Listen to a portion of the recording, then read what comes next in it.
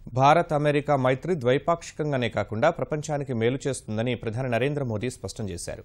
ఇరు దేశాలు కలిసి పనిచేస్తే తీవ్రవాదం, అతివాదం వంటి సవాళ్ల నుంచి ప్రపంచానికి విముక్తి కలిగించవచ్చని అమెరికా పర్యటన సందర్భంగా వాల్ స్ట్రీట్ జర్నల్కు రాసిన వ్యాసంలో మోదీ వివరించారు. భారత్ అమెరికా మధ్య స్నేహ సంబంధాలు నిర్వివాదమైనవని ప్రధాని నరేంద్ర మోదీ స్పష్టం చేశారు.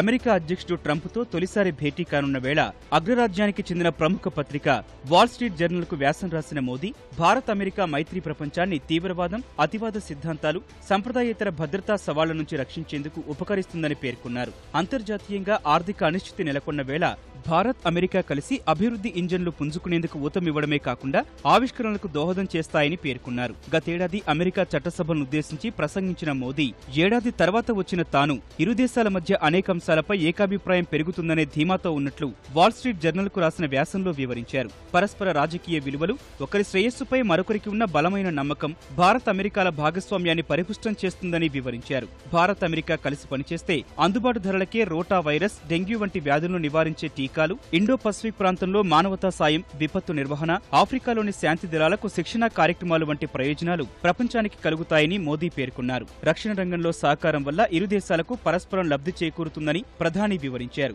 తీవ్రవాదంపై పోరాటంలో 4 దశాబ్దాల అనుభవం ఉన్న భారత్ ఆ సవాల్ను ఎలా అధిగమించాలో ట్రంప్ పాలనా యంత్రాంగంతో పంచుకుంటుందని మోదీ వివరించారు. పశ్చిమాసియా, ఆఫ్ఘనిస్తాన్లో ఎదురవుతున్న సవాళ్లను అధిగమించేందుకు ఇరు దేశాలు ఇప్పటికే కలిసికట్టుగా పనిచేస్తున్నాయని మోదీ గుర్తు చేశారు. సముద్ర మార్గాల్లో వాణిజ్యం, ఇంధనం వెలికితీత వంటి ప్రక్రియల్లో అందరికీ అవకాశాలుండేలా చూడాలని సూచించిన ప్రధాని దక్షిణ చైనా సముద్రంపై తన ఆధిపత్యాన్ని చాటుతున్న చైనా వైఖరిని పరోక్షంగా ప్రస్తావించారు. భారత్ అమెరికా మధ్య ద్వైపాక్షిక వాణిజ్యం ఏటా $115 బిలియన్ ఉందన్న మోదీ మరిన్ని రేట్లు పెరిగే అవకాశాలున్నాయన్నారు. అమెరికాలో 35 రాష్ట్రాల్లో భారతీయ సంస్థలు పెట్టిన $15 బిలియన్ పెట్టుబడులు అగ్రరాజ్య ఉత్పాదక, సేవా రంగాల విలువను మరింతగా పెంచుతోందన్నారు. ప్రపంచ ఆర్థిక ప్రగతికి దోహదం చేస్తున్న అమెరికా సంస్థలు భారత్లో $20 బిలియన్ మేర పెట్టుబడులు పెట్టాయని మోదీ వివరించారు. భారత్లో చేపట్టిన సంస్కరణలు అమెరికా వ్యాపారులకు వాణిజ్య, పెట్టుబడుల రంగాల్లో విస్తృత అవకాశాలను కల్పిస్తున్నాయన్న మోదీ ఇందుకు జీఎస్టీని ఉదాహరణగా పేర్కొన్నారు. 100 స్మార్ట్ నగరాల నిర్మాణం, నౌకాశ్రయాలు,